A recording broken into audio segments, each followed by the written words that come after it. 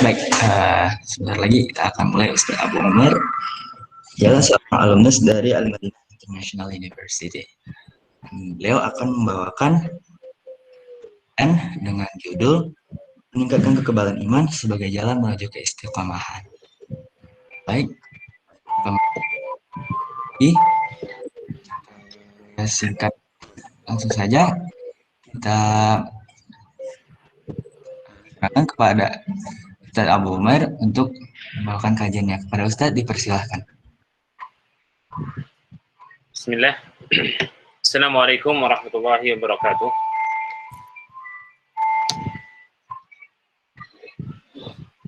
Innal hamdalillah nahmaduhu wa nasta'inuhu wa nastaghfiruh wa na'udzu billahi min shururi anfusina wa sayyiati a'malina may yahdihillahu fala mudilla lahu wa may yudlil fala hadiya lahu. Asyhadu an la ilaha illallah wahdahu la syarika lahu wa asyhadu anna Muhammadan 'abduhu wa rasuluh. Faqad qala Allah tabaraka wa ta'ala ya ayyuhalladzina amanu taqullaha haqqa tuqatih wa la tamutunna illa wa antum muslimun. Faqala Nabi sallallahu alaihi wasallam fa inna astaqal hadits kitabullah wa khairal hadi hadi Muhammadin sallallahu alaihi wasallam wa syarrul umuri muhdatsatuha fa inna kulla muhdatsatin bid'ah wa kulla bid'atin dhalalah wa kulla dhalalatin finnar. Baik, ikhwafillah wa akhwat fiddin rahimakumullah. Sebelum saya lanjutkan, saya mau mendengar suara antum semua. Mungkin bisa berikan komentar apakah suara ana bisa diterima dengan baik dan jelas. Bisa, mohon Ustaz. silakan berikan, ya. Mungkin teman-teman bisa berikan komentar. Oh, alhamdulillah. Ana minta teman-teman semua berikan komentarnya. Suara ana bisa diterima dengan baik atau tidak. Mungkin bisa komentar biar sembari melihat keaktifan antum dan antuna semua. Baik.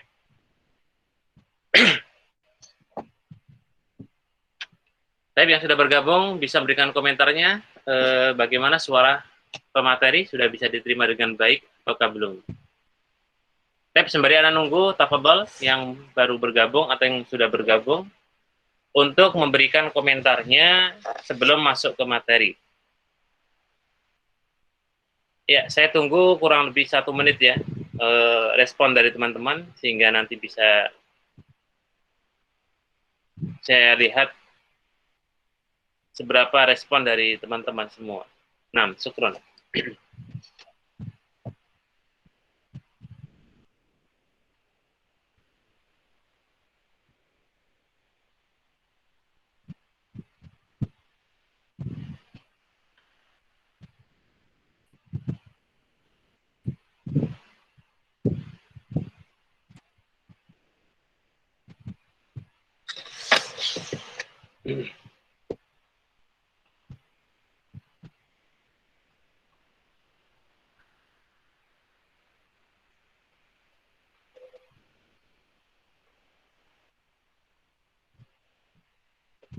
Ya, yang mana teman-teman yang lain bisa berikan komentar? Kalau sudah ada 10 lebih, baik. Alhamdulillah, teman-teman sudah melapor di kolom chat Ustadz. Alhamdulillah semuanya bisa. Oh, taib. Oh ya, alhamdulillah. Taib, ikhwafillah rahimakumullah. Sebenarnya ana ada yang mau saya tampilkan beberapa hal. Ya.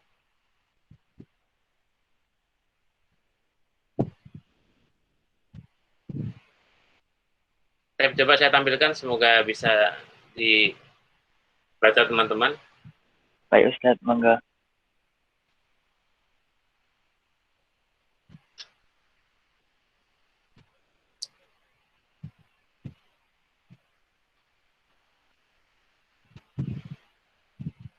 Ya, bisa dilihat?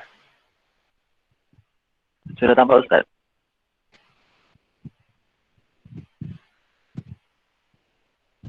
Oke.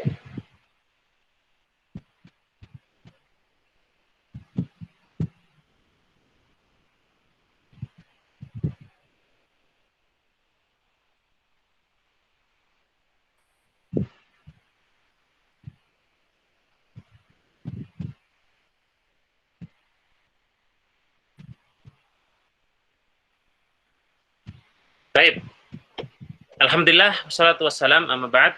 Khafilah wa khadafidin rahimakumullah. Alhamdulillah, di masa masih pandemi ini dan juga di celah-celah kesibukan antum dan antuna sekalian, Allah Azza wa Jalla masih berikan kemudahan kepada kita untuk bersama-sama kita bisa mengkaji dan belajar. Semoga Allah Azza wa Jalla berikan keistiqomahan kepada kita untuk berlomba-lomba dalam kebaikan, dan diberikan keistiqomahan pula untuk beramal kebajikan, dan diberikan keistiqomahan untuk bersama-sama meniti jalan menuju surga. Baik, coba anak ingin tanya kepada kita semua, ya. Kelihatan tidak, Mas, layar yang ini?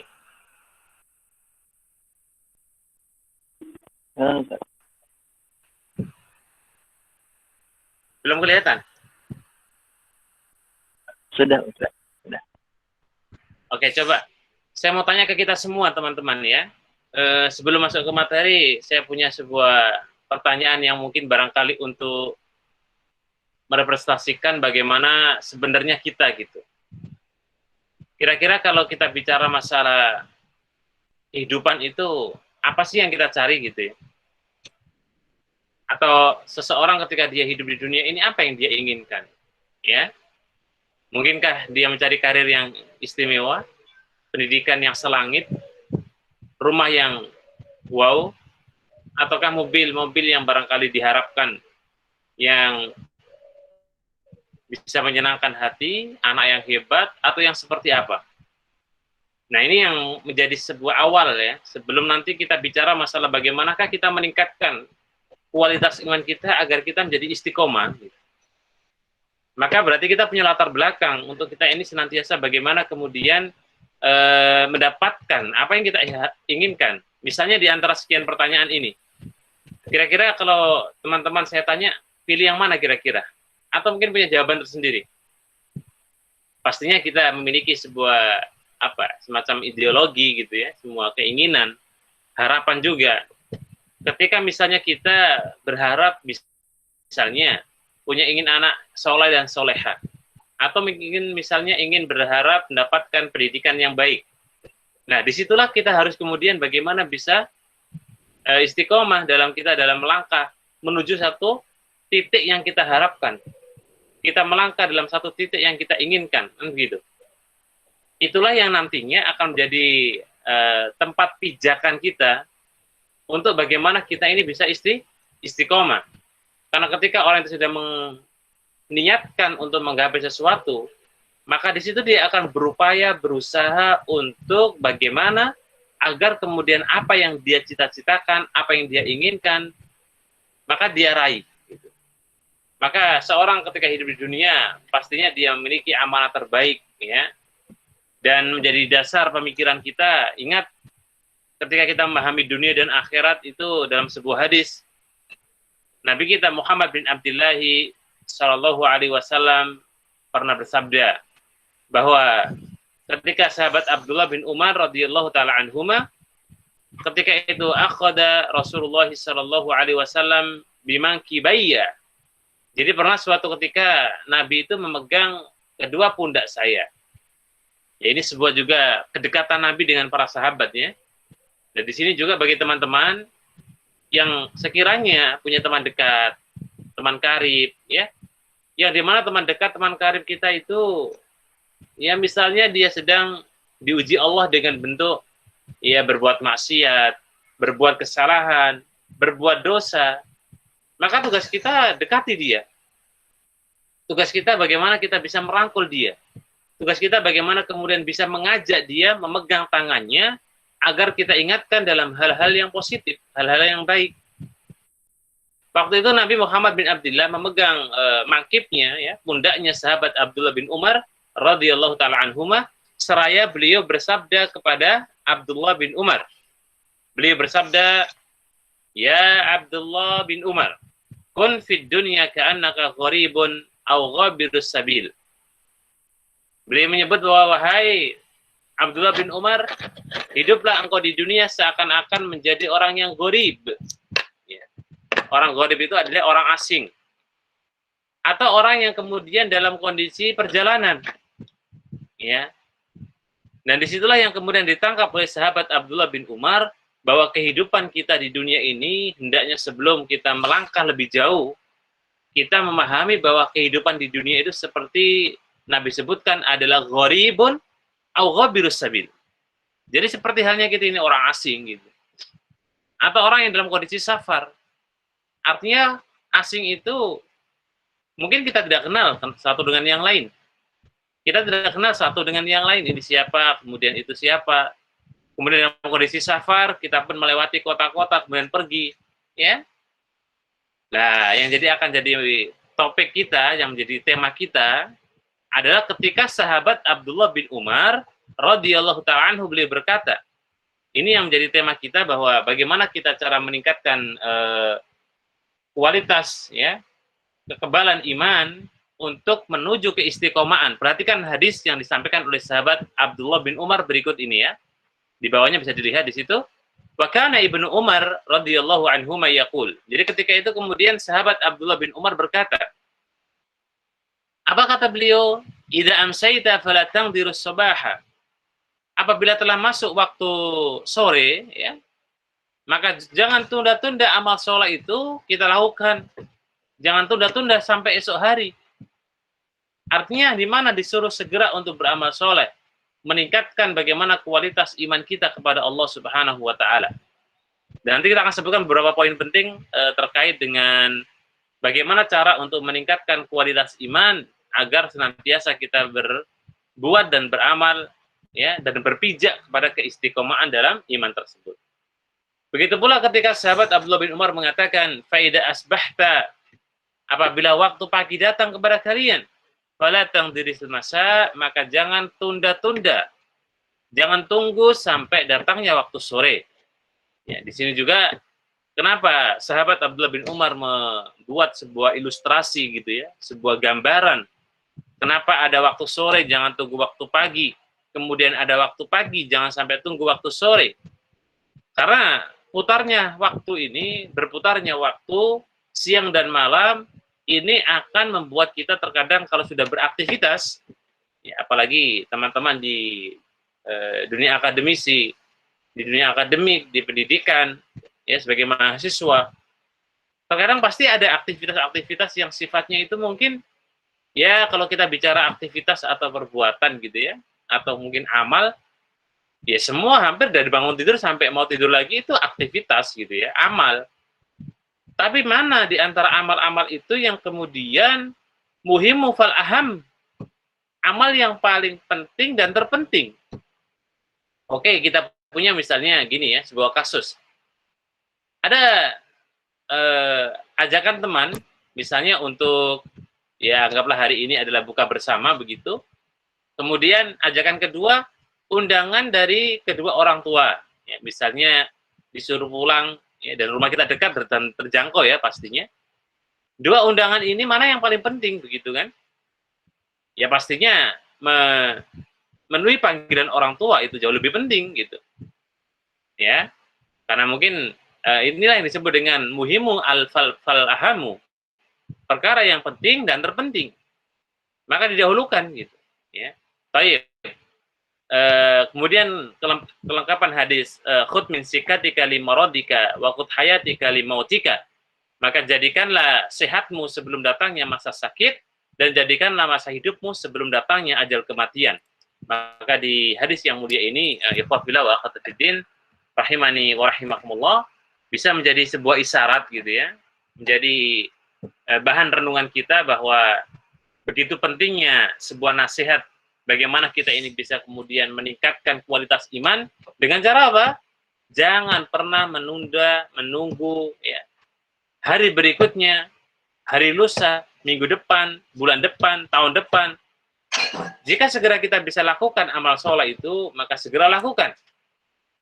Itulah yang termaktub dalam sebuah ayat. Allah Azza wa Jalla berfirman, fastabiqul khairat, berlomba-lombalah kalian dalam hal-hal yang positif, dalam hal yang baik.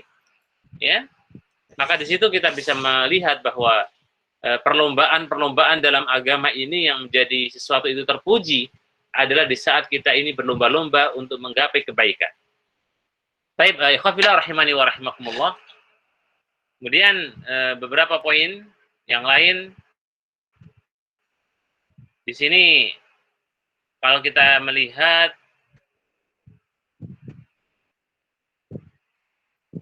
coba saya ya, bagaimana kemudian cara untuk meningkatkan keistiqomahan dalam diri kita, ya. Yang pertama yang bisa kita lakukan, ikhwafillah wa akhwatifiddin rahimani wa rahimakumullah, ini penjelasan saya ambil dalam kitab Asarul Iman fi Hayatil Insan. Jadi bagaimanakah dampak daripada iman, ya, dalam kehidupan manusia. Baik, maka pasti iman ini yazidu wa yanqus ya ikhwah. Ya, namanya iman itu apa? Bertambah dan berkurang. Iman kita itu yazidu wa yanqus, kualitasnya itu bisa naik, bisa turun. Seperti hari ini teman-teman lagi taklim halaqah ilmu, ya sedang yang yazid, ya, bertambah iman kita, bertambah kualitas iman kita. Tapi di saat kita bermaksiat kepada Allah Azza wa Jalla, maka di situ iman kita ini sedang apa? Sedang turun. Ya, oleh karenanya bagaimana kita ini bisa menjaga iman kita agar stucknya itu minimal, bagaimana kemudian istiqomah, ya.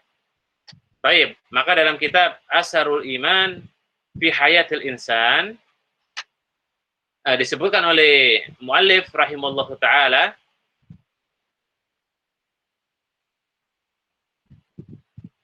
baik, ana share aja biar teman-teman bisa melihat dan semoga ada istifadah. Mohon bagi teman-teman menyiapkan buku catatannya atau mungkin ditulis, ya, sehingga nanti hikmah dari halaqah kita bisa kita ambil dan bisa kita amalkan dalam kehidupan sehari-hari. Baik, kembali ya. Jadi ketika kemudian seseorang itu memiliki iman yang berbeda-beda, dan saya yakin yang di ruangan ini termasuk mungkin juga yang berbicara, ya, imannya pun yazidu wa yanqus gitu, ya. Kualitas imannya itu iman yang kemudian bertambah, iman yang berkurang. Sehingga ketika berbicara iman yazidu wa yanqus, disitulah bagaimana kemudian kita berupaya untuk kita ini mengecas iman kita. Untuk bagaimana kita memperbaiki iman kita, memperbaiki kualitas iman kita, ya. Jangan sampai kemudian di saat iman kita ini sedang ngedrop, sedang kemudian kayak semacam memang butuh dicas, tapi malah kita tidak sadar gitu, ya. Kita tidak sadar kalau kemudian iman kita itu butuh dicas. Ini yang mengkhawatirkan gitu, ya. Baik, maka poin yang pertama, ikhwafillah rahimakumullah, salah satu di antara hal yang harus kita miliki untuk kita ini bisa istiqomah, untuk kita ini bagaimana kemudian bisa iman kita kuat, ya, di saat kemudian mungkin di masa pandemi ini, ya, aktivitas kita mungkin agak terbatas gitu, ya, seperti sholat tarawih ini di beberapa tempat barangkali, ya, mungkin bisa jadi hanya sekedar melaksanakan sholat tarawih, tapi tidak ada kultum gitu, ya. Baik, yang pertama ikhwafillah rahimakumullah. Kelihatan ya? Bisa dilihat di layar.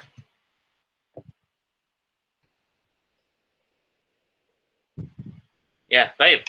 Yang pertama adalah at-tasdiq al-kamil bima warada anillahi ta'ala wa rasulihi, ya, sallallahu alaihi wasallam wa taslim. Jadi salah satu untuk meningkatkan bagaimana kualitas iman kita adalah membenarkan secara totalitas, membenarkan secara kafah, ya, membenarkan secara sempurna bagaimana kemudian yang telah datang dari Allah Azza wa Jalla dan dari Rasulnya Shallallahu Alaihi Wasallam, dan kita menerima dengan patuh. Yang pertama ikhwah, jadi membenarkan secara totalitas. Inilah kenapa syariat dalam Al-Quran Allah tegaskan, ya ayyuhalladzina amanu dkhuluna fis-silmi kafah. Hai orang-orang yang beriman, masuklah kalian ke dalam agama Islam dengan apa? Dengan totalitas. Kesempurnaan bagaimana Islam mengajarkan kepada kita untuk masuk ke dalam Islam dengan totalitas, dengan sempurna, tanpa kita kemudian mendebat atau membagaimanakan. Itulah bentuk makna bagaimana agar kita ini imannya semakin rasikh, semakin baik, semakin kuat. Ya. Contohlah, anggaplah sederhana, ketika bicara masalah udkhuluna fisilmi kaffah. Jadi masuk ilman kita secara totalitas itu dalam masalah akidah juga totalitas, dalam masalah ibadah juga totalitas, dalam masalah muamalah juga totalitas, dalam masalah hal yang sifatnya mungkin adalah sesuatu yang mungkin ya remeh gitu ya. Maka hendaknya kita totalitas. Jadi semua yang datang dari Al-Qur'an ya, warada anillah ta'ala, itu maksudnya dari Al-Qur'an, wa Rasulihi sallallahu alaihi wasallam, dan al-hadis as-sahih, maka hendaknya kita menerima secara totalitas, menerima dengan sempurna. Ya. Ikhwafillah rahimakumullah. Maka lihat penjelasannya ini ya. Al-iman, ya. Adapun iman, yad'u sahibahu ila tasdiq bima warada wa sabata anir Rasul sallallahu alaihi wasallam. Jadi, kalau kita bicara masalah iman itu yang memang mengajak, ya. Mengajak dan mendorong pemilik iman itu untuk bagaimana membenarkan Allah dan Rasul-Nya. Hatta idza khalafa aql. Bahkan kalau seandainya kemudian misalnya iman kita ini tidak sesuai dengan akal logika kita gitu ya. Misalnya iman kita dengan akal kita ini berseberangan, dalam artian begini. Misalnya kita mendengar sebuah hadis ya, atau mungkin sebuah ayat dalam Al-Qur'an atau dalam sunnah Nabi Shallallahu alaihi wasallam yang itu tidak masuk logika gitu. Misalnya dalam bab minum gitu ya. Dalam hadis Nabi kan disebutkan bahwa ketika misalnya air minum kita, gelas kita, atau mungkin makan yang berkuah, mangkok kita itu kemasukan lalat, apa tugas kita ikhwah? Apa sunahnya? Sunahnya adalah disuruh mencelupkan kan? Disuruh memasukkan lalat tersebut sampai kemudian benar-benar apa? Tenggelam. Setelah itu kata Nabi, khud ya, ambillah lalat tersebut, kemudian buang. Fasarib, kemudian isra bil ma, kemudian minumlah air itu. Pertanyaan kita adalah, kira-kira apa? Masuk nggak ke logika kita? Masuk nggak? Enggak kan? Karena ketika orang itu berpikir tuh, ini kan lalat gitu ya. Yang dimana lalat ini kan cenderung di tempat-tempat yang jorok, bahkan tempat-tempat yang mungkin ya bahkan tempat najis, tempat-tempat yang kotor, tempat-tempat yang bau. Kok kenapa kemudian disuruh masukkan padahal di tempat yang buruk, di tempat yang kotor, tempat yang jijik. Nah, disitulah ikhwah fillah wa akhwat fiddin, arsadana wa arsadakumullah, peran iman kita untuk bagaimana kita itu ya mengedepankan iman daripada akal. Baik, bisa diikuti ya? Bisa dipahami ikhwah? Coba bisa berikan komentar antum. Bisa dipahami poin yang pertama ini sebelum saya berikan contoh di penjelasan berikutnya. Baik. Wa ma huwa shadiqul ya. Ya, baik, jazakallahu khair. Kalau nanti ada sesi diskusi di akhir halaqah atau liqa, ada waktu diskusi, Mas, barangkali. Ada, Ustaz. Oh, berapa menit sesi akhir? Sekitar 15 menit, Ustaz. Baik, ini sampai jam berapa berarti nanti materi saya? Biar saya cukupkan aja nanti secukupnya gitu. Sampai jam 5, Ustaz. Jam 5, baik. Ya. Ya. Baik, jadi yang pertama ikhwah, jadi untuk meningkatkan kualitas dan kekebalan iman kita agar istiqomah, terima ajaran Islam dengan kafah gitu ya. Terima ajaran Nabi dengan sempurna. Tanpa perlu kita mendebat, tanpa perlu kita membagaimanakan, tanpa perlu kita gini kemudian mengeyeli gitu. Itu yang pertama. Saya lanjutkan ya penjelasan daripada poin pertama. Wa ma huwa shadiqul umam, ya, dan kita lihat ada orang atau umat yang paling membenarkan bagaimana kemudian di zaman Rasulullah. Orang yang paling membenarkan dakwah Nabi kita Muhammad sallallahu alaihi wasallam tidak lain beliau adalah Abu Bakar As-Siddiq radhiyallahu an. Ambillah contoh beliau ya. Jadi kita ambil perumpamaan sahabat yang mulia Abu Bakar As-Siddiq radhiyallahu taala anhu. Kita tahu dalam sejarah bahwa dalam kisah Isra Mi'raj ya, di sini dibawakan oleh beliau dicontohkan bahwa fi hadisatul Isra wal Mi'raj, perhatikan di sini yang saya blok. Dalam kejadian Isra dan Mi'raj bahwa ketika itu Nabi SAW diperjalankan dari Mekah ya kemudian ke Palestina atau ke Baitul Maqdis. Maka dalam kisah itu, ini kisahnya panjang ya. Ya, saya singkat aja. Sahabat Abu Bakar As-Siddiq satu-satunya orang yang membenarkan kisah perjalanan Nabi Isra dan Mi'raj. Di mana di saat itu banyak sekali orang-orang musyrik jahiliyah, orang Makkah, tidak mengimani dan tidak membenarkan karena nggak masuk akal. Ya bayangkan, dalam waktu malam, semalam itu, Nabi kita Muhammad bin Abdullah dari kota Makkah Al-Mukarramah, ya, kemudian diperjalankan oleh Allah Azza wa Jalla ke Palestina. Setelah itu kemudian naik ke langit ketujuh, kemudian turun lagi, kemudian kembali ke Mekah, dan sholat subuh sudah bersama para sahabat. Maka ketika cerita ini waktu itu diceritakan oleh Nabi waktu pagi, kemudian beliau duduk di serambi Ka'bah, kemudian datanglah paman beliau, ya, yang bernama Abu Jahal. Dan kita tahu bahwa paman Nabi ini kan kriterianya ada yang beriman, ada yang tidak beriman. Yang tidak beriman pun dibagi oleh para ulama, ada yang memerangi Nabi, ada yang membenci Nabi, ada yang suka dengan Nabi. Nah, paman Nabi Abu Jahal ini orang yang benci dengan Nabi. Ketika bercerita, wahai pamanku, tadi malam terjadi begini, maka ditolak habis-habisan. Nah, di saat kemudian bercerita di serambi Ka'bah, maka orang mentertawakan di situ. Yang bahkan baru masuk Islam ada yang murtad kembali. Karena begitu dahsyatnya kejadian itu. Nah, satu-satunya orang yang kemudian tanpa menggunakan akal logika, dalam artian begini, kalau diakalkan, perjalanan Nabi dari Mekah ke kota Palestina itu tidak bisa dijangkau dalam waktu semalam, ikhwah. Belum lagi dari Palestina, Baitul Maqdis, sampai ke langit ketujuh. Wah, itu lebih-lebih lagi. Tapi itu faktanya, sampai Allah abadikan, Subhanalladzi asra bi'abdihi lailan minal masjidil haram ilal masjidil aqsa. Allah abadikan dalam surah Al-Isra ayat yang pertama. Maha suci Allah yang telah memperjalankan hambanya di waktu malam dari kota Makkah sampai kota Palestina, Baitul Maqdis. Ini kan hanya bisa dicerna, diterima oleh orang-orang yang punya iman yang baik gitu ya. Makanya di sini tema kita pertama untuk meningkatkan kualitas iman apa? Tasdik al-kamil bima warada anillah wa rasulihi wa taslimillah. Jadi menerima dengan sempurna apa yang dibawa oleh atau yang terdapat dalam Al-Qur'an dan dibawa oleh Rasulullah Shallallahu alaihi wasallam. Tapi yang pertama ikhwah fillah, kemudian yang kedua al-muraqibah yang kedua adalah untuk meningkatkan kualitas iman kita. Ya, bagaimana inna muraqabatullah ta'ala fi sirri wa alaniyah. Nah, jadi untuk bagaimana kualitas iman kita itu terus tebal dan menguat begitu dan terus meningkat dan kita bisa istiqomah, hendaknya kita ini senantiasa merasa diawasi oleh Allah Azza wa Jalla dalam kondisi sir dan alaniyah, dalam kondisi sendiri ataupun dalam kondisi ramai.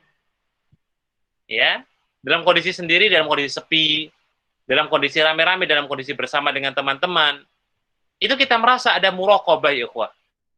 Apa sih muraqabah itu? Merasa diawasi, ya. Merasa kita ini kemudian menjadi orang yang kemudian di mana-mana ada CCTV Allah Subhanahu wa taala begitu. Kalau di mana-mana ada CCTV Allah Subhanahu wa taala, maka itu sebuah kenikmatan yang agung, ya ikhwah. Jadi kalau kita merasa bahwa CCTV Allah itu ada di kanan kiri kita, di atas, di bawah, di samping, ya, di kanan, itu Masya Allah, ya. Maka ini akan membuat iman kita itu terjaga. Akan membuat iman kita itu kemudian iman yang senantiasa minimal istiqomah. Bahkan bisa lebih. Kenapa? Karena kita merasa diawasi oleh Allah Subhanahu wa ta'ala. Ya. Makanya ketika dalam hadis Jibril, hadis Arba'in yang nomor 2 itu, dikisahkan bagaimana kemudian Nabi Shallallahu Alaihi Wasallam ditanya tentang ihsan, ya, dan ihsan itu kan derajat tertinggi, derajat yang kemudian setelah iman, setelah Islam, setelah iman, kemudian ihsan. Apa itu ihsan? Ketika itu Nabi Shallallahu Alaihi Wasallam ditanya tentang ihsan, maka beliau bersabda bahwasanya ketika disebut dengan ihsan adalah seakan-akan engkau beribadah dan Allah Azza wa Jalla ada di hadapanmu. Artinya apa? Allah mau mengawasi kita, ya. Kalaupun kita tidak punya beranggapan demikian, ya, maka Nabi kita Muhammad bin Abdullah menyebutkan bahwasanya Allah Azza wa Jalla yang mengawasi kita dan ada di hadapan kita. Itulah buah ihsan, ya. Makanya muraqabah ini adalah hiya samratun adimah min samaratil iman. Maka yang namanya muraqabah, pengawasan Allah itu adalah buah yang sangat besar dari buah iman. Jadi kalau iman kita ini baik ya ikhwah, kualitas iman kita bagus, maka sifat muraqabah yang kita merasa diawasi Allah Azza wa Jalla itu akan sangat dominan begitu. Akan sangat besar, ya. Dan itu bisa kita rasakan bagaimana kemudian kalau kemudian iman kita baik, ya, dan itu akan muncul bagaimana kemudian keyakinan bahwa kita akan diawasi oleh Allah Azza wa Jalla, maka alhamdulillah menjadi poin plus, ya. Kemudian wa asarun adim min atharihi, dan punya dampak yang sangat signifikan, dampak yang sangat besar terhadap bagaimana perkembangan iman kita, ya. Bukan cuma itu, fatahalla, ya, fatakhallaya ma'i wa akhil karim mustama'an, bagaimana kita kemudian ya bisa melihat bagaimana kemudian kita bisa berandai dalam kehidupan bermasyarakat, ya'isu fihi afraduhu fi dhilli muraqabatillahi azza wa jalla. Jadi di saat kemudian secara personality, secara individu kita hidup dalam masyarakat, dan di situ kemudian seseorang itu merasa kemudian dalam naungan muraqabah Allah Subhanahu wa taala, ya, maka ini akan menjadi sebuah apa? Ya, kayak semacam poin plus lah gitu. Contoh ya, misalnya kita contohkan di sini. Orang yang menjadi insinyur, maka dia akan, ya, karena mungkin kalau diawasi ya hanya Allah yang bisa mengawasi. Dan mu'alim atau guru ketika dia mengajar di sekolah, dia pun juga akan diawasi Allah. Dan seorang guru, tabib, dokter, dia pun juga akan kemudian ketika bagaimana memberikan pengobatan kepada orang yang sakit, dia akan dipantau oleh Allah. Wal amil wazari', ya, wasani wa ghairihim, yang juga namanya pekerja, petani, ya, kemudian para soni, ya, soni itu adalah pembuat karya. Ya mungkin di sini sifatnya juga kita sebagai seorang pelajar, semua akan diawasi oleh Allah Azza wa Jalla. Maka disitulah poin yang bisa kita ambil. Ya mungkin dalam dunia mahasiswa ya, di sini saya contohkan antum aja. Ketika dapat amanah menjadi misalnya organisasi gitu ya, memegang ketua atau sekretaris atau mungkin ya seksi-seksi yang lain, yang jelas itu amanah ya, yang diberikan kepada antum, ya. Maka di saat kita mendapatkan amanah, maka kita berikan kepada porsinya. Makanya ketika Allah sebutkan bahwa ketika orang-orang yang beriman diberikan amanah, maka mereka ini akan menunaikan amanah sesuai dengan tupoksinya masing-masing, akan diberikan sesuai dengan tempatnya masing-masing, dan itu yang menjadi nilai terbaik bagi seorang muslim. Taib ikhwafillah wa akhwati fiddin, jamaah sekalian rahimakumullah. Itu ya poinnya kedua ya, muraqabah. Jadi untuk meningkatkan kualitas iman kita, agar iman kita ini senantiasa stabil, ya, merasalah kita diawasi oleh Allah Azza wa Jalla. Baik, kemudian poin yang berikutnya yang perlu juga kita perhatikan, dan ini menjadi perhatian kita bersama, ya. Yang terkadang kita itu agak lalai gitu, ya, agak kemudian kita ini terlena, ya. Adalah senantiasa kita ini setelah muraqabah, kita mencari untuk teman-teman yang baik, ya. Memiliki teman-teman yang baik. Memiliki teman-teman yang kemudian bisa mengantarkan kepada kita untuk keistiqomahan. Jadi poin yang ketiga adalah ikhtiar majlisul khair.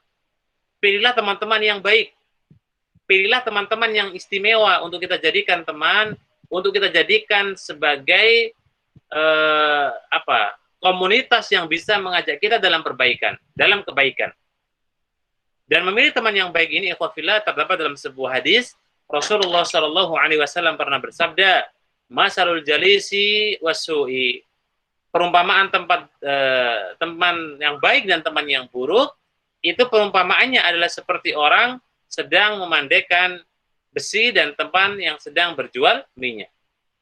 Begitu gamblangnya gitu ya, Nabi kita Muhammad bin Abdullah Shallallahu Alaihi Wasallam ilustrasikan, Nabi kita gambarkan bagaimana kemudian orang-orang yang kemudian disebut dengan memiliki teman yang baik seperti halnya dia berteman dengan pandai besi. Ketika dia berteman yang baik seperti teman yang berteman dengan penjual minyak. Sedangkan teman-teman yang buruk diistilahkan oleh Nabi seperti halnya kita ini berteman dengan pandai besi. Jadi walaupun kita tidak membeli minyak, maka kita akan ya mendapatkan bau yang harum, mendapatkan bau yang baik, ya, mendapatkan kemudian komentar yang positif dari teman-teman kita. Tapi kalau kita kemudian berteman dengan pandai besi, maka ya minimal kita akan mendapatkan bau yang tidak sedap, dan kita pun mungkin ya baju kita akan terkena api dan itu akan merusak pakaian kita, dan itulah gambaran bagaimana kemudian pertemanan. Bahkan ikhwafillah rahimakumullah wa akhwatu fiddin azanillahu wa iyyakum jami'an, Nabi kita menjelaskan ketika menukilkan sebuah ayat dalam surah Al-Isra kalau tidak salah, Allah Azza wa Jalla berfirman, akhillau yawma idin ba'duhum li ba'din adu. Ya, jadi perumpamaan teman itu Allah gambarkan dalam Al-Qur'an bahwa yang namanya akhilla, teman baik, kerabat, ya, keluarga, siapapun. Bisa konteksnya di sini adalah suami istri, kedua orang tua, teman yang baik. Pokoknya semua yang disebut dengan akhilla itu adalah orang-orang yang dekat kepada kita. Itu Allah sebutkan yauma idin ba'duhum li ba'din aduun. Nanti itu pada hari kiamat mereka ini akan jadi musuh di hadapan Allah Subhanahu wa taala. Bayangkan. Antum punya teman nih ya. Ya. Mungkin di antara antum dan antuna para ikhwah dan akhwat fiddin rahimakumullah, saya yakin banyak teman yang kita miliki gitu. Dan ada di antara teman-teman itu yang mungkin spesial. Dalam artinya spesial itu bukan teman pacar ya, bukan. Tapi spesial itu artinya teman yang dia yang paling baik gitu. Dia yang paling istimewa di antara sekian banyak. Mungkin dia teman yang paling loyal misalnya gitu ya, teman yang paling sering membantu, teman yang mungkin enak diajak bicara, teman yang mudah diajak curhat, misalnya begitu. Nah, teman yang sudah seperti itu saja, teman yang spesial, katakanlah begitu, itu bisa jadi menjadi musuh kita di hadapan Allah Subhanahu wa taala, ikhwah. Yang tidak jadi musuh, Allah sebutkan di akhir ayat, illal muttaqin, kecuali orang-orang yang bertakwa. Berarti bingkaian takwa itulah menjadi syarat bagaimana kemudian teman yang kita miliki itu bisa menjadi teman yang baik. Makanya bagi teman-teman sekalian, ya, jamaah sekalian, ikhwafillah wa akhwatifiddin rahimakumullah, di saat antum ya mencari teman, ya sah-sah saja kita berteman dengan orang, misalnya kita punya teman orang Nasrani gitu ya. Sah-sah saja misalnya kita punya teman juga orang Yahudi gitu ya. Dan tidak terlarang secara hukum kita berteman dengan mereka. Ya. Tetapi ingat, carilah teman-teman yang bisa menjadi syafi', menjadi syafaat kita. Makanya ketika Ibnu Katsir ya rahimallahu taala beliau menjelaskan ayat akhillau yauma idin ba'duhum li ba'din adun tadi, di mana ya surah Az-Zukhruf, maaf ya. Tadi surah Az-Zukhruf lebih tepatnya di ayat 67 ya. Coba nanti dibuka teman-teman surah Az-Zukhruf, atau yang sedang megang Al-Qur'an misalnya silakan dibuka surah Az-Zukhruf ya. Ayat 67 ya. Nah, ayat ini kata Ibnu Katsir rahimallahu taala, ketika beliau menjelaskan, maka di hari kiamat ada rajulani mu'minani. Jadi dua orang mukmin yang dia datang kepada Allah Subhanahu wa taala. Yaqulu li ahadihima, salah satu di antara keduanya ini, teman ini berkata kepada Allah Subhanahu wa taala. Apa yang dikatakan oleh temannya? Ya Allah, ya Rabbi, ya inna fulanan khalili.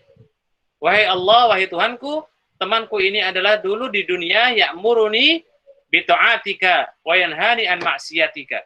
Jadi dulu dia temanku ini mengajakku untuk berbuat kebaikan, untuk taat kepadamu, dan mencegahku dari bentuk kemaksiatan. Maka berikanlah syafaatmu untuknya. Maka Allah berikan, jemaah. Maka Allah berikan. Ya. Disitulah hikmah memilih teman yang baik, di mana dalam rangka pertama untuk membuat iman kita agar senantiasa istiqomah, ada yang mengingatkan, dan dampak yang sangat signifikan, dampak yang sangat besar, nanti di yaumul qiyamah, Allah Azza wa Jalla akan tunjukkan bagaimana teman yang baik ketika kemudian saling mengingatkan di atas kebaikan. Begitu pula kata Ibnu Katsir, teman yang kemudian dihadirkan al-kafirani, ya. Ada dua teman kafir di akhirat didatangkan, kemudian salah satu di antaranya mengatakan, "Ya Allah, inna fulan ya'muruni bimaksiatika." Wahai Allah, temanku dulu ini mengajakku untuk berbuat maksiat kepadamu. Maka berikanlah azabmu untuk dia. Allah berikan. Maka di sini menunjukkan bahwa dampak teman itu bukan cuma di dunia. Ya, dampak di dunia itu mungkin bisa kita rasakan. Misalnya nih ya, teman-teman mahasiswa lagi butuh pinjaman misalnya. Ada nggak teman-teman ini yang pernah pinjam temannya? Ya, coba siapa aja? Nah, kalau mau ngaku nggak enak nih Ustaz. Mungkin ada ya, 1-2. Katakanlah di saat kita butuh dengan teman kita, kita pinjam. Itu mungkin dampak teman ya, positif gitu. Nah, di akhirat lebih-lebih lagi. Dampak positifnya adalah teman yang saat kita kemudian mengingatkan di atas kebaikan, teman ini akan kemudian apa? Memberikan syafaatnya, dan ini yang kita harapkan, ini yang kita tunggu-tunggu, ya, agar kemudian teman-teman yang menjadi syafaat itu ada di yaumul qiyamah di hadapan Allah Subhanahu wa taala. Baik, khafila wa khatibuddin rahimani wa rahimakumullah. Kemudian poin yang berikutnya, poin yang keempat, bagaimana kemudian kita membuat iman kita ini iman yang baik dan agar istiqomah, ya. Tadi poin yang ketiga adalah ikhtiarul majlisul khair, maka yang keempat dan yang terakhir barangkali begitu, dan sebenarnya kalau dalam bab masalah kajian kita itu banyak poin-poinnya, ya. Tapi kita rangkumkan ada 4 poin. Yang keempat adalah ad-doa. Saling mendoakan dan berdoa kepada Allah Azza wa Jalla. Jadi jangan dianggap remeh ikhwah poin doa ini, karena ad-doa huwal ibadah. Bahwa doa itu adalah bagian daripada apa? Daripada ibadah. Ya, maka begitu pentingnya doa ini yang terkadang sebagian besar kaum muslimin itu apa ya, kayak melupakan begitu, ya, dianggap bahwa kesehariannya dia, kebiasaan dia mungkin beramal soleh, itu sudah dianggap hal yang biasa dan itu dianggap ikhtiarnya, dianggap usahanya, maka ini kurang tepat. Maka penting untuk kita ini apa? Berdoa kepada Allah Azza wa Jalla akan diberikan keistiqomahan, diberikan kebaikan. Dan dalam sebuah ayat, ya, Allah Azza wa Jalla menegaskan dan bahkan Allah menyindir kita dengan keras bagi orang-orang yang tidak pernah berdoa kepada Allah Azza wa Jalla, bagi orang-orang yang tidak pernah kemudian meminta kepada Allah Azza wa Jalla. Allah Azza wa Jalla berfirman, ya, ya Muhammad, katakanlah kepada mereka manusia, fa inni qarib, sesungguhnya aku ini dekat, ujibu da'wata da'i da'an. Aku akan mengabulkan semua yang diminta oleh hamba-hambaku ketika mereka minta kepadaku. Tetapi orang-orang yang tidak pernah minta kepadaku, mereka adalah yastakbiruna bi ibadati. Mereka adalah orang-orang yang sombong. Mereka adalah orang-orang yang angkuh. Mereka adalah orang-orang yang kemudian disebut dengan sombong kepada Allah di saat mereka tidak pernah meminta kepada Allah Subhanahu wa taala. Akhwafillah wa akhwatifiddin, arsadana wa arsadakumullah. Maka doa ini adalah silahul mukmin, senjata teristimewa yang kita miliki, maka pakailah senjata itu pada tempatnya. Pakailah doa itu sebagai salah satu di antara senjata yang bisa membuat kita ini mendapatkan pertolongan Allah Subhanahu wa taala. Ingat, mungkin antum dan antuna tahu ada sebuah kisah yang mungkin ya bukan cuma sekedar kisah, tetapi sejarah juga telah mencatat. Yang hari ini kita kenal atau dulu ada negara, ya, yang mengalumnikan ulama-ulama hebat, mengalumnikan ulama-ulama besar, cendekiawan-cendekiawan muslim, yakni negara Andalusia. Ya, tahu ya, negara Andalusia? Baik. Negara Andalusia ini adalah salah satu di antara negara yang mengeluarkan ulama-ulama kibar, ya, ulama-ulama besar, bahkan muncul para cendekiawan muslim dari negeri Andalusia. Yang kemudian Allah Azza wa Jalla balikkan, dan kondisi hari ini kita tahu bahwa negeri Andalusia menjelma menjadi negeri yang notabene itu adalah mungkin kafir. Sebutlah hari ini adalah negeri Spanyol. Negeri Spanyol hari ini kita kenal hanya sekedar, ya mungkin kalau bagi para mas-masnya, para ikhwah, ya tidak asing ketika mendengar di negeri Spanyol ada dua klub bola terbesar. Yang pertama adalah Barcelona, dan yang kedua siapa? Yo, teman-teman ikhwah. Saya ingin tahu nih, yang pertama di Spanyol itu pertama adalah negara yang terkenal dengan sepak bolanya Barcelona, yang kedua siapa? Atau apa? Halo? Masih hidup, teman-teman?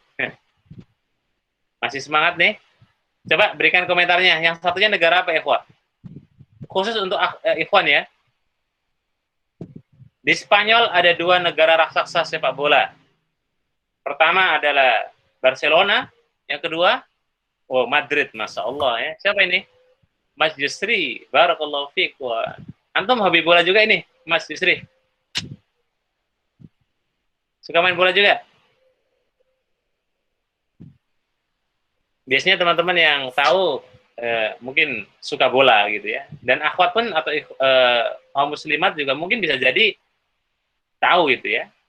Ya, baik, betul ya. Jadi yang hari ini, detik ini kita kenal bahwa di Spanyol itu ya mungkin kita sudah hilang identitas muslim yang dulu.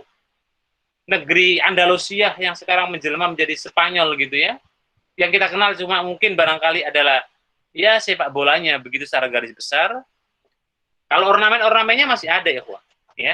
Ornamen-ornamen peninggalan sejarah Islam masih ada, tetapi nilai-nilainya sudah tidak ada. Nah, kata para ulama, salah satu faktor dan sebabnya kenapa Andalusia dulu yang menjadi salah satu di antara negara adijaya Muslim, sekarang kemudian dia ini kayak semacam ya tertutupi begitu. Ya salah satunya adalah doa. Ya, maka doa ini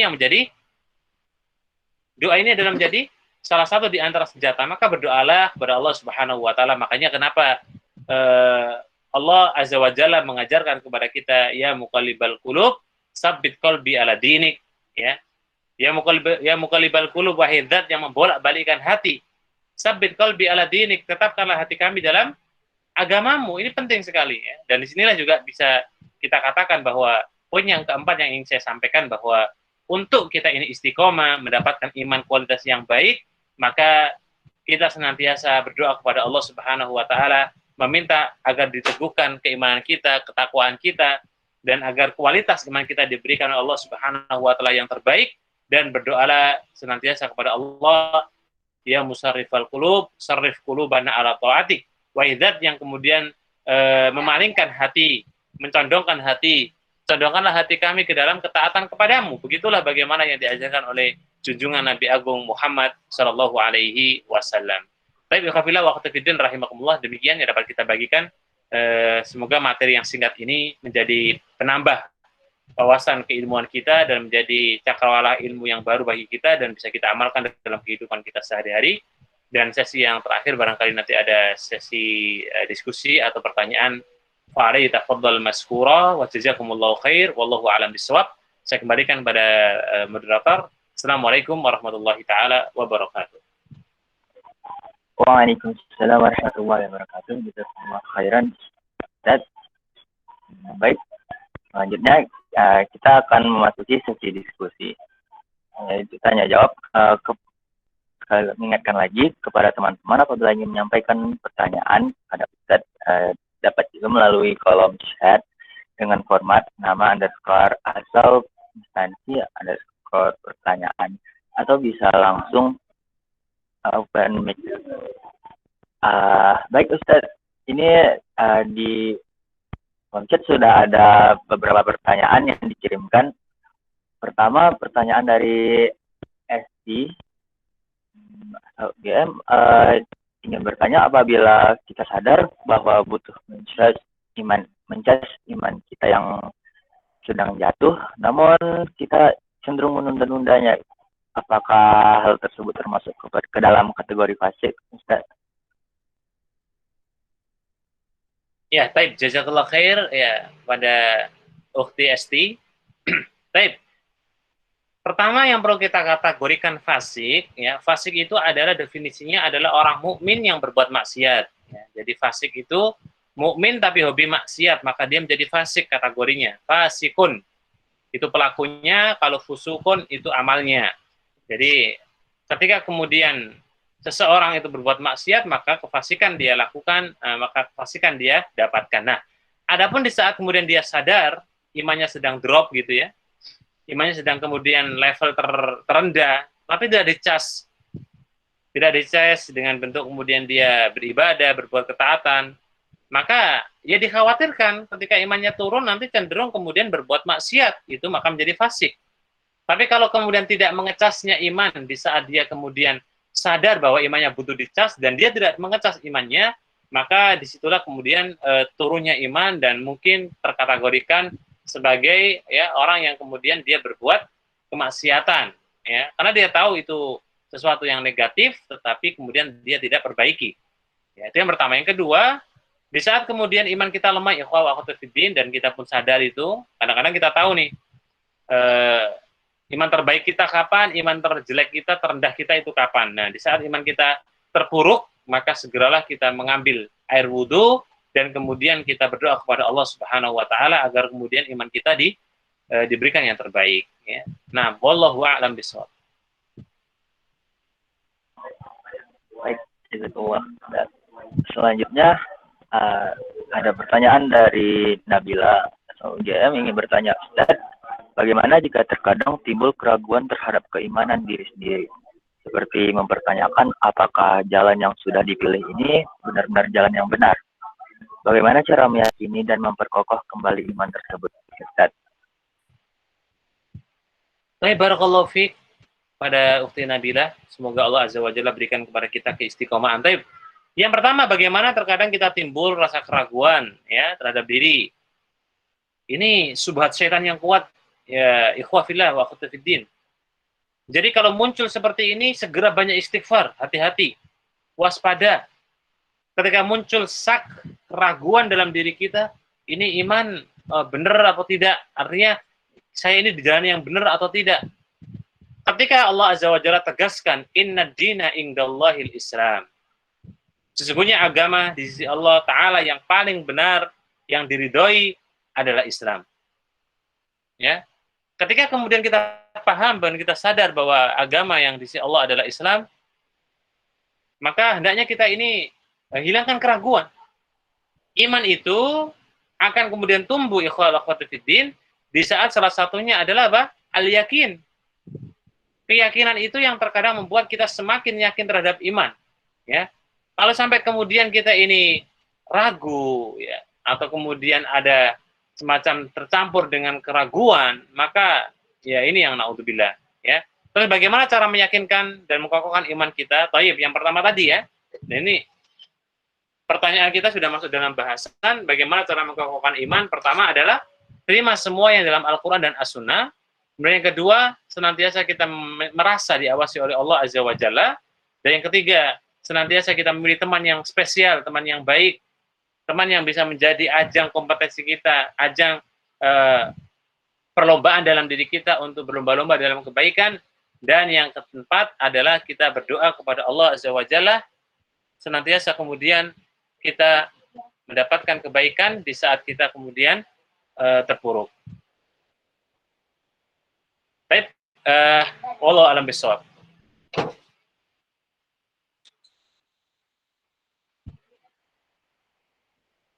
Baik, ada lagi Mas Isri? Baik, pada teman-teman yang masih ingin bertanya, dipersilakan. Bisa langsung on mic atau melalui kolom chat dengan format nama asal pertanyaan.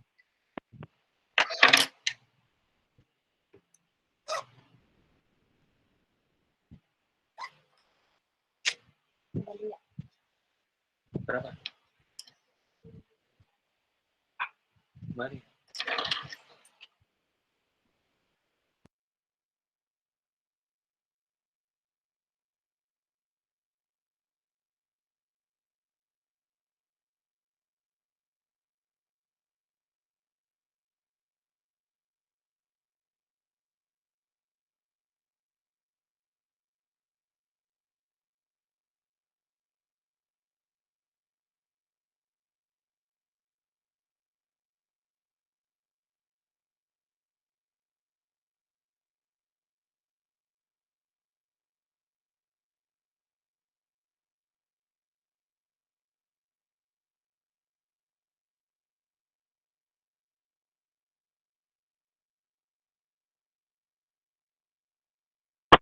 Baik, kepada teman-teman, apakah ada pertanyaan?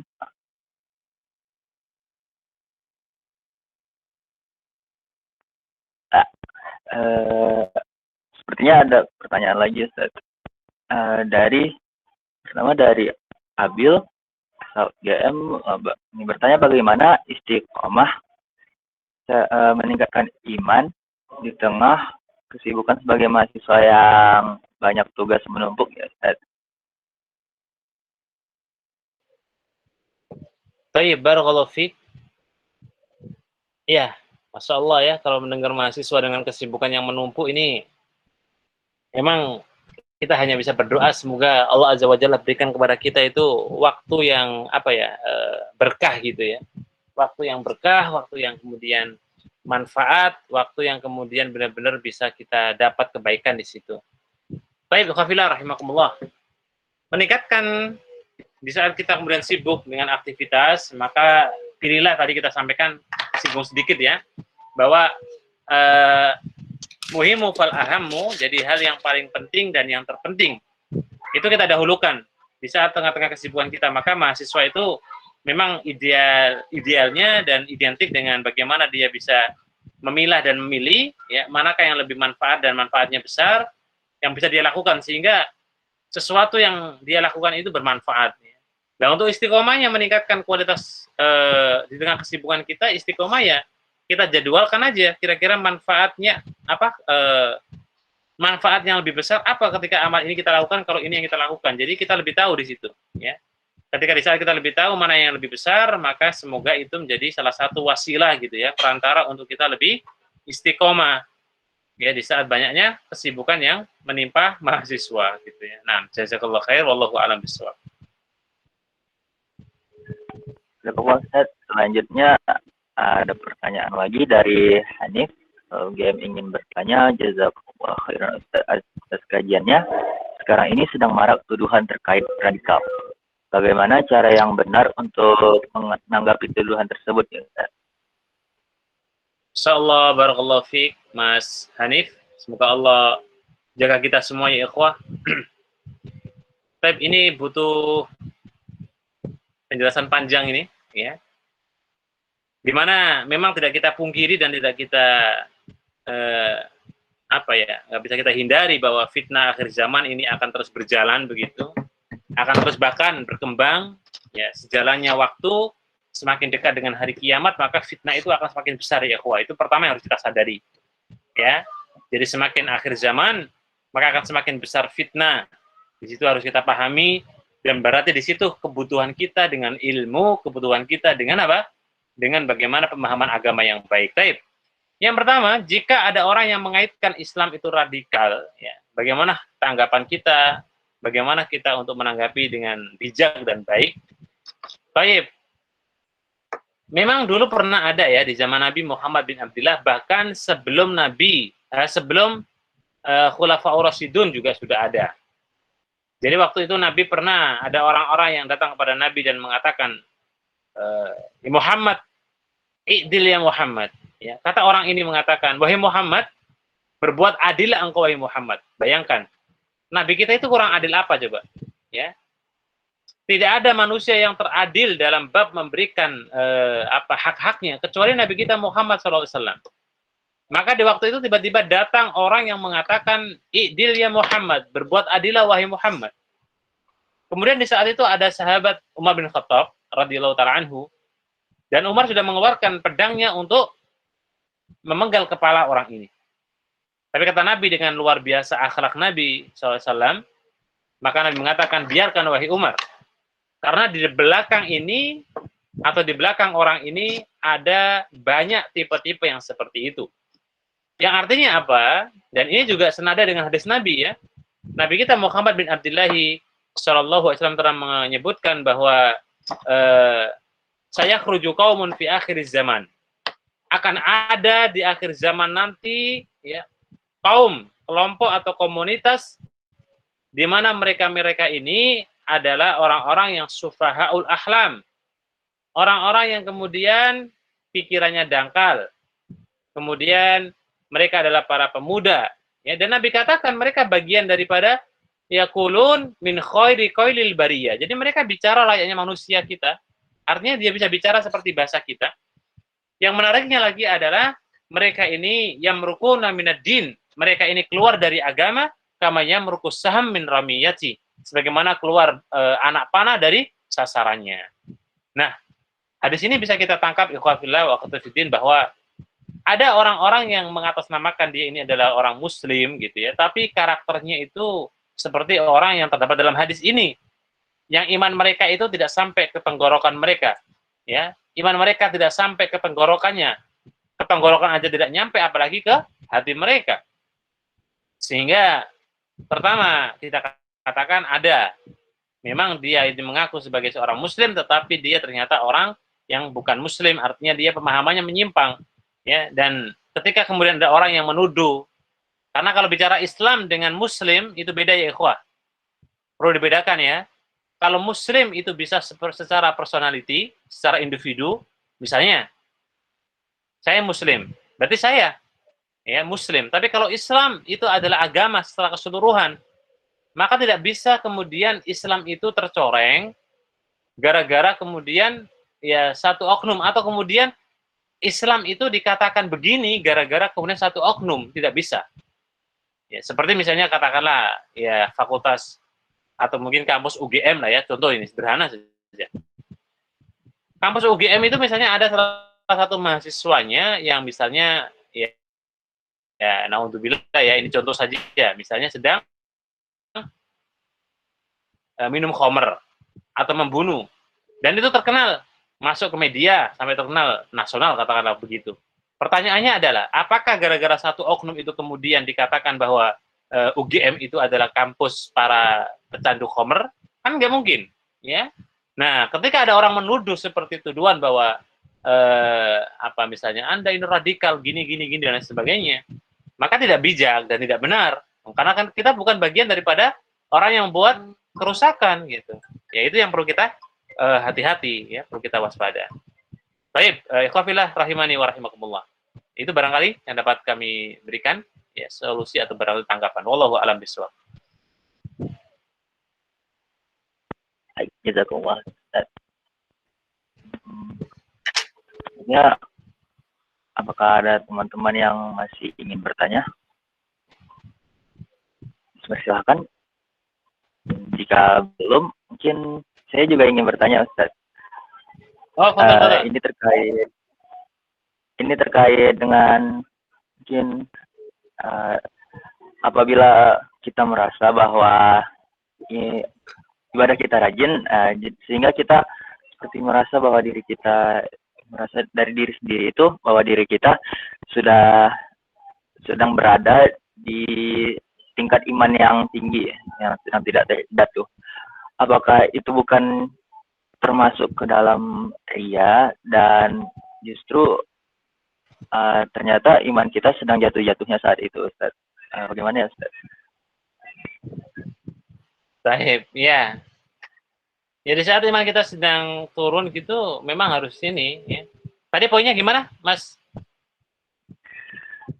Kita merasa bahwa karena kita sedang rajin ibadah dan ya seperti merasa alim, Ustaz, merasa bahwa kita sudah berada di tingkat iman yang tinggi. Bukankah itu realitanya ternyata iman kita sedang jatuh gitu? Karena kita ria dan takabur. Iya. Tayyib ya. Ini sifatnya setan ya. Naudzubillah, iblis pun juga begitu karakternya. Jadi kalau merasa kita ini alim, merasa kemudian kita ini ya amal solehnya bagus, ini memang luar biasa, dampaknya bisa membahayakan itu. Itu segera istighfar kepada Allah Azza wa Jalla dan minta ampun ya, agar kemudian tidak diberikan sifat karakter seperti itu. Ya, banyak berdoa lah ya. Semoga Allah Ta'ala berikan kepada kita semua ya dijauhkan dari sifat-sifat yang naudzubillah min dzalik. Wallahu a'lam bishawab. Baik, jazakallah, Ustaz. Sepertinya sudah tidak ada yang teman-teman yang ingin bertanya lagi. Mungkin bisa kita lanjut ke acara terakhir ya, itu kan ya kita sama kami mengucapkan terima kasih kepada Ustadz atas kajiannya yang sudah membuka wawasan dan membantu kami dalam mempertebal keimanan. Baik, jika memang tidak ada yang bertanya lagi, maka bisa kita akhiri kajian ini. Terima kasih sudah berkenan hadir. Terima kasih banyak kepada Ustadz sudah berkenan dalam mengisi acara kajian kali ini. Wabillahi taufiq wal hidayah. Assalamualaikum warahmatullahi wabarakatuh. Waalaikumsalam warahmatullahi wabarakatuh. Terima kasih ya Ustaz.